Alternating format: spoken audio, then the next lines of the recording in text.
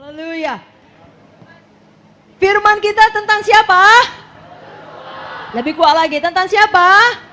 Malam ini kita akan belajar, karena kita pasti meningkat, Tuhan mengangkat, berarti itu kita semua harus jadi pemimpin di negeri ini.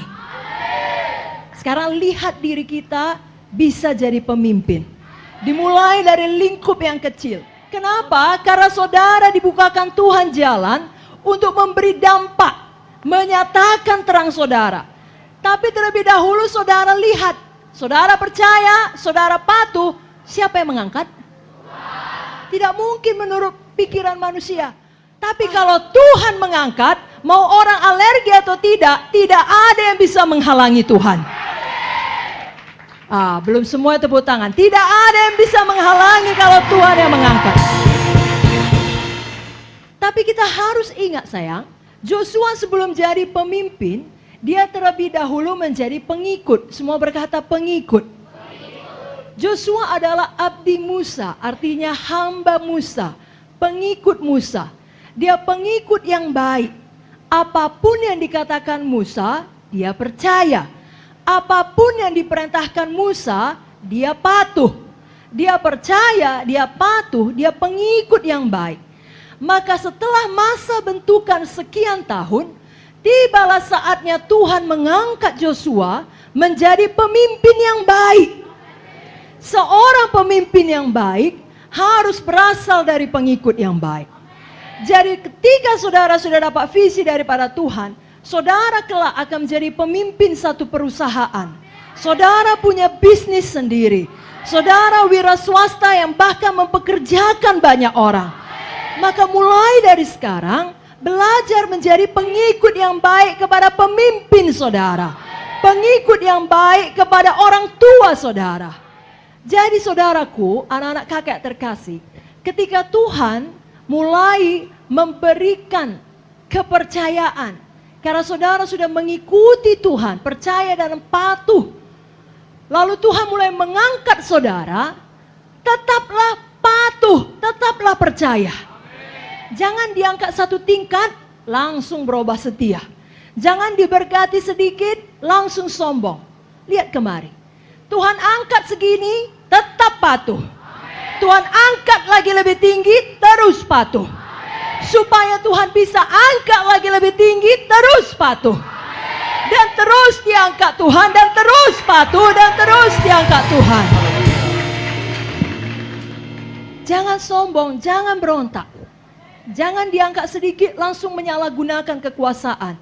Pegang hati saudara, katakan, saya tidak mau sombong. Saya tidak mau berontak. Saya mau terus patuh. Joshua patuh, disuruh menyerang bangsa Amalek, dia patuh. Lalu kemudian dia ditunjuk lagi menjadi salah satu pengintai di tanah Kanaan. Ada berapa orang pengintai ke tanah Kanaan, anakku? 12. Berapa orang yang sungguh-sungguh? Siapa namanya? Joshua dan Kaleb.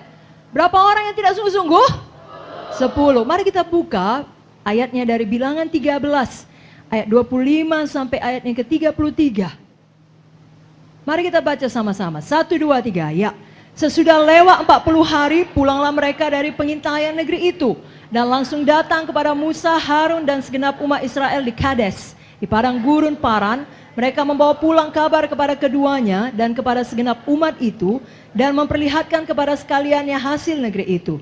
Mereka menceritakan kepadanya, kami sudah masuk ke negeri kemana kau suruh kami. Dan memang negeri itu berlimpah-limpah susu dan madunya. Dan inilah hasilnya. Hanya bangsa yang diam di negeri itu kuat-kuat. Dan kota-kotanya berkubu dan sangat besar. Juga keturunan Enak telah kami lihat di sana. Orang Amalek diam di tanah Negeb. Orang Het, orang Jebus dan orang Amori diam di pegunungan. Orang Kanaan diam sepanjang laut dan sepanjang tepi sungai Yordan. Kemudian Kaleb mencoba menenteramkan hati bangsa itu di hadapan Musa. Katanya, tidak, kita akan maju dan menduduki negeri itu, sebab kita pasti akan mengalahkannya. Tapi orang-orang yang pergi ke sana bersama-sama dengan dia berkata, kita tidak dapat maju menyerang bangsa itu karena mereka lebih kuat daripada kita. Juga mereka menyampaikan kepada orang Israel kabar busuk tentang negeri yang diintai mereka, dengan berkata, Negeri yang telah kami lalui untuk diintai adalah suatu negeri yang memakan penduduknya. Dan semua orang yang kami lihat di sana adalah orang-orang yang tinggi-tinggi perawakannya. Juga kami lihat di sana orang-orang raksasa, orang enak yang berasal dari orang-orang raksasa. Dan kami lihat diri kami seperti belalang. Dan demikian juga mereka terhadap kami. Dengarkan baik-baik. Ada 12 pengintai, tapi 10 orang membawa kabar busuk. Itu sebabnya kalau mulut kita ini, semua pegang lagi mulutnya. Kalau mulut kita ini mengucapkan perkataan negatif, artinya saudara membawa kabar busuk. Bagi saudara pun bau, bagi orang lain pun bau. Jangan ucapkan perkataan yang kau sendiri tidak mau jadi dalam hidupmu. Apakah Israel bangsa belalang? Tidak. Israel adalah bangsa pilihan Tuhan. Tetapi mereka salah memandang diri mereka. Mereka melihat diri mereka seperti belalang. Hari ini, dengarkan baik-baik. Jangan pilih seperti 10 pengintai. Di mana mulut mereka mengucapkan perkataan yang busuk. Jangan lagi ucapkan yang demikian. Sebaliknya, ucapkan deklarasi 20 yang saudara nyanyikan. Pulang dari intensif ini, tiap hari itu yang saudara ucapkan. Maka saudara benar-benar jadi kepala dan bukan jadi ekor.